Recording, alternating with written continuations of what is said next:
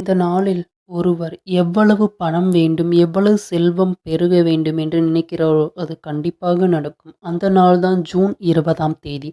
அந்த நாளில் என்ன அவ்வளோ விசேஷம்னு இந்த வீடியோவில் பார்ப்போம். அப்படி நம்ம மகாபெரியவா சேனல் கண்டிப்பாக சப்ஸ்கிரைப் பண்ணுங்கள். நம்ம பணப்பெருக்கத்துக்கான வீடியோ எல்லாம் வழிமுறைகள், பூஜைகள், மந்திரங்கள் எல்லாமே போட்டுக்கொண்டு வருகிறோம்.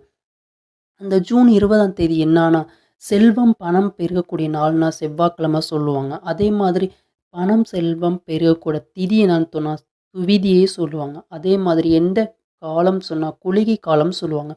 அது வந்து ஜூன் 20ஆம் தேதி இந்த வருஷத்துல இந்த ஒரு நாள் தான் வரும்னு நினைக்கிறேன். இந்த ஜூன் 20ஆம் தேதி வருகிறது. மூன்றும் சேர்ந்து வருகிறது.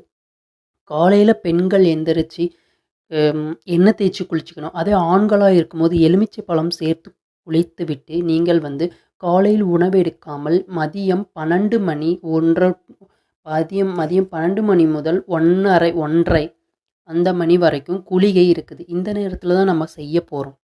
நீங்கள் வந்து இந்த பூஜையை எப்படி செய்யலான்னா சாதாரணமாக விளக்கேற்றி வச்சுக்கோங்க. சாதாரணமாக விளக்கேற்றி வச்சுட்டு அந்த விளக்குக்கு முன்னாடி பிரியாணி இலை எல்லாத்துக்குமே தெரியும். பிரியாணி இலைய ஒரு செல்வ ஆகாஷ்னா மகாலட்சுமி இதுன்னு தெரியும் எல்லாத்துக்குமே. அதை வந்து எரிங்க. பிரியாணி இலையை எரிச்சிட்டு பிரியாணி பட்டை எல்லாத்துக்கும் தெரியும்.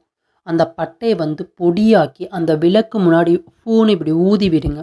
ஊதி விட்டுட்டு அடுத்து வந்து நீங்கள் வந்து அந்த ஐஸ்வர்ய வசிய மந்திரம்னு ஒன்று இருக்குது. அந்த ஐஸ்வர்ய வசிய மந்திரம் என்னன்னா ஓம் ரிங் சிவ சிவ. இந்த மந்திரத்தை ஓம் ரிங் சிவ சிவ, ஓம் ரிங் சிவ சிவ இது மாதிரி 3 தடவை சொல்லலாம். இல்லை 108 தடவை சொல்ல உங்களுக்கு டைம் இருந்தால் கண்டிப்பாக சொல்லலாம். இது மாதிரி பிரியாணி இலை பிரியாணி பட்டையும் எரித்து விட்டு இந்த 3ம் உங்களுக்கு வந்து சேர்ந்து விளக்கு பிரியாணி இலை பிரியாணி பட்டை 3ம் சேர்ந்து அந்த சகல ஐஸ்வர்ய தேவிகிட்ட வந்து உங்களுக்கு இந்த உங்களோட இதை அது மாதிரி வீதி விட்டுட்டு சொன்னீங்கன்னா கண்டிப்பாக நிறைவேறும்.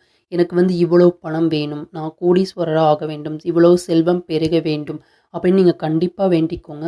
மதியம் 12 மணி டு 1:30 இந்த பூஜையை முடித்து விட்டு நீங்கள் கண்டிப்பாக போய் உங்கள் விரத முறை இருக்கிறதுனா கடைபிடிக்கலாம்.